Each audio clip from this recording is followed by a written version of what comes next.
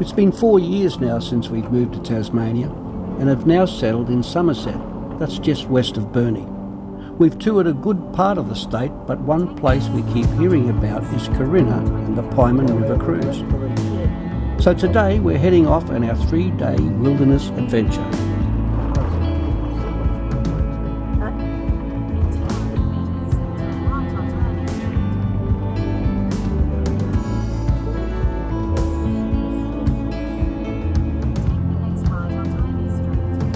But first it's a quick comfort stop at Waratah before we tackle the next leg of our journey.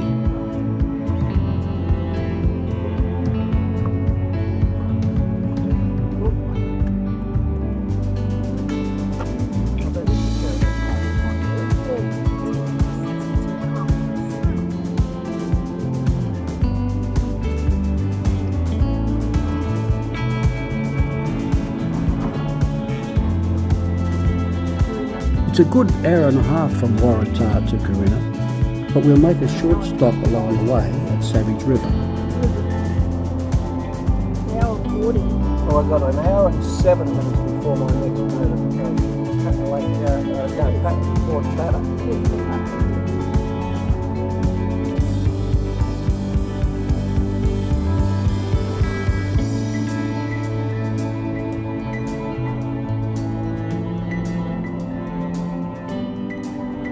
The road is in excellent condition leading into the settlement at Savage River. The open-cut mine has been in operation for over 50 years and employs 700 people. The iron ore slurry is pumped by pipeline 86 kilometres to Port Ladder on the northwest coast, just up the road from Stanley.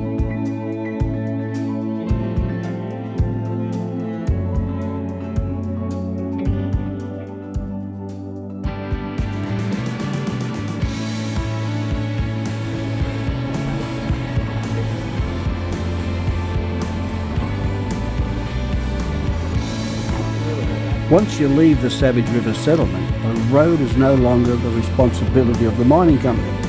So you can guess what happens next. We now have 20 kilometres of unpaved road until we reach Corinna.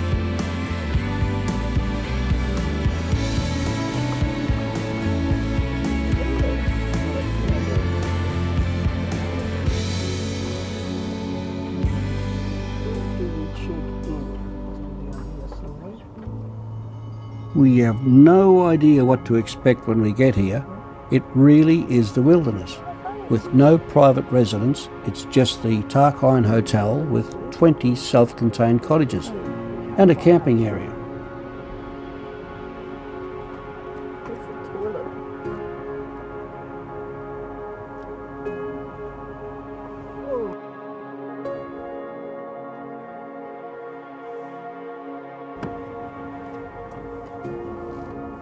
After checking in and receiving our key, we head off to number 11, our cabin for the next 3 nights.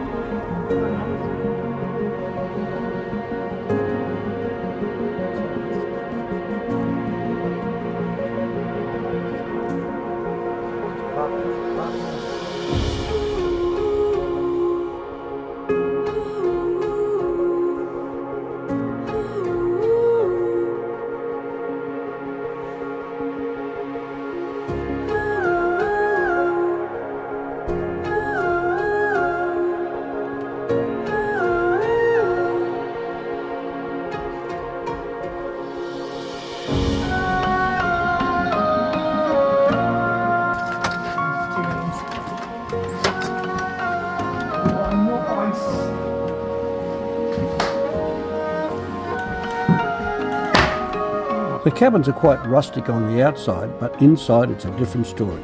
It's quite modern with a shower and toilet, 1 bedroom, a spacious lounge, and everything you need in the kitchen.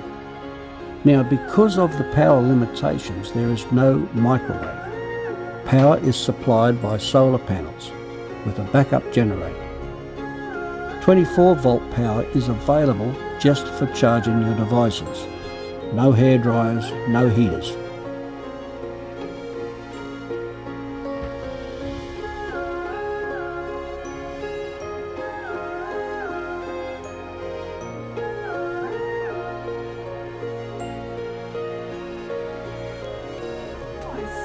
All the cabins have different names.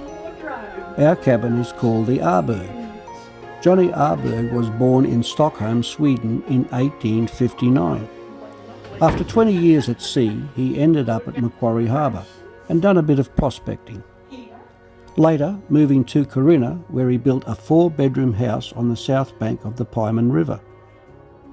Because of his seafaring experience, the governor appointed him the ferryman from 1899 to 1937. Johnny the ferryman became very much a part of the Pieman River history.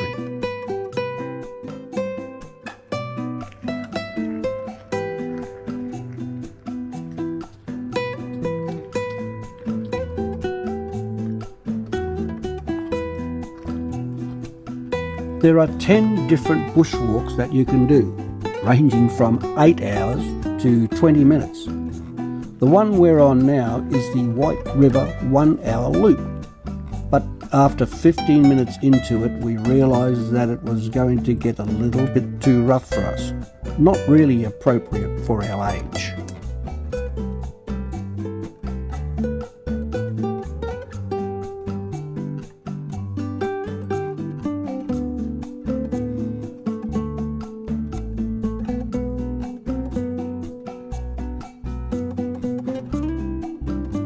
I did some research on the name Corinna. Apparently it was the local Aboriginal word for thylacine, the Tasmanian tiger. Unfortunately, the Aboriginal people and the thylacine are long gone.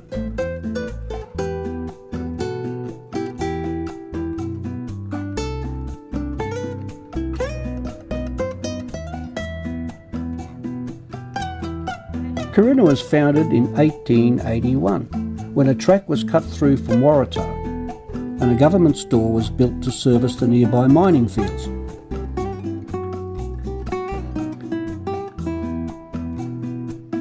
From 1893 to 1896, with the advancement of hydraulic mining, Corinna boomed, peaking with a population around 700.